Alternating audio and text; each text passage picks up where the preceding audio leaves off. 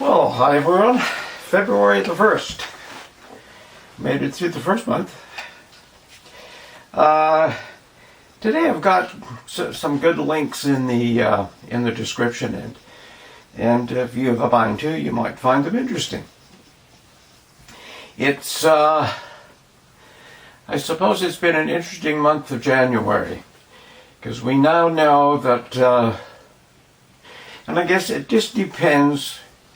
If one believes that you're getting the truth, the whole truth, and nothing but the truth on mainstream media, well, what can I say? We can't. There's no debate if that's what you truly believe. But if you have some opening to sort of do some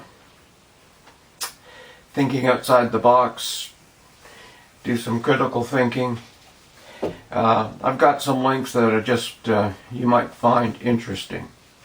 Because we now know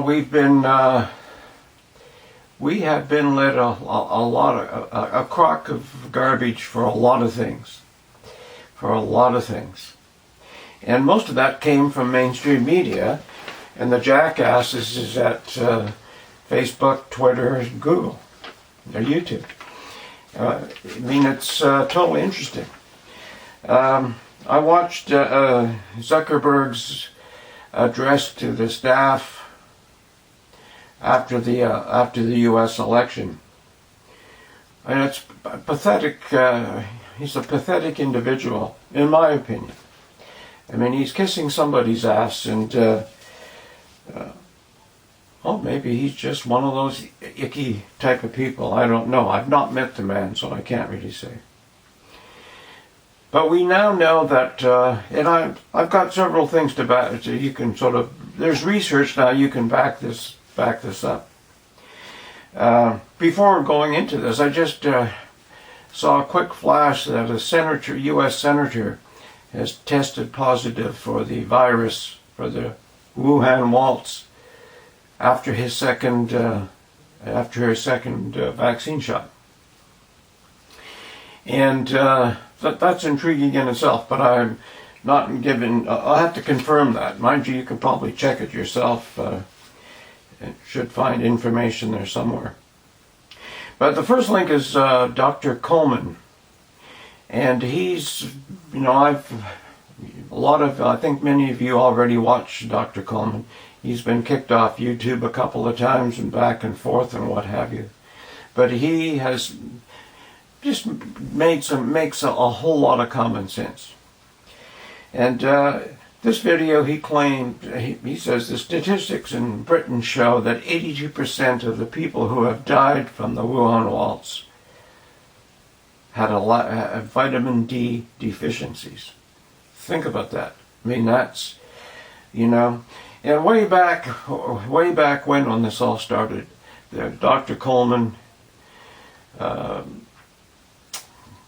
Dr. Martinson, and medcram.com were suggesting take vitamin D3, zinc, C, and all that sort of thing. And of course, a lot of people thought that was crazy, because the people who tell you the truth, the whole truth, and nothing but the truth in mainstream media didn't mention that once. And if they did, they downplayed it as all wives' tales and stupidity. And of course, the brilliant jackasses on Twitter, Facebook, and Google, they already knew with their fact checkers that it was garbage, so they would just destroy the video or the information. Think about that. How many people have died because people had their heads up their ass and were trying to sell us a bunch of garbage? And it's really obscene when you think about it. It should be criminal. Then we have an interview with Dr. Lee Merritt, and she's a member of American Frontline Doctors, and I've also got a link to that website. You can join that and get information. And they have a lot of information about the vaccine that'll sort of blow you away. Maybe our illustrious Prime Minister, who's sort of been slipping and fumbling the ball when he's trying to arrange for vaccines, maybe it's a blessing in disguise when you listen to these doctors. And these are older doctors. They've been around for a while. But listen to yourself and make up your own mind, sort of thing. Then we have Dr. Mercola, and I forwarded a lot of things from Dr. Mercola. Again, he's been hammering this drum for a long time. Get your immune system up, and be careful of shots in the arm that you don't know where in the hell they're coming from and what's in there, sort of thing. And I think if you go through these links, you might have a whole different way of looking at things. As you notice, most of these are basically about health today. They're with doctors. And, we see how anybody who's paying attention has probably noticed. I mean, and many people probably knew a long time ago how rigged politics are, how rigged law is, how rigged the medical profession is, the pharmaceuticals, and how rigged Wall Street is. And it's all sort of unfolding. And whatever you think about Trump, you have to say, he was talking hydroxychloroquine way back, and everybody sort of crucified him for it. Watch what these doctors say about that now. And ivermectin, UV light. Sort of interesting. So whatever you think about that person, about that man, whatever you think about Trump, you have to admit that he has pulled the curtains back.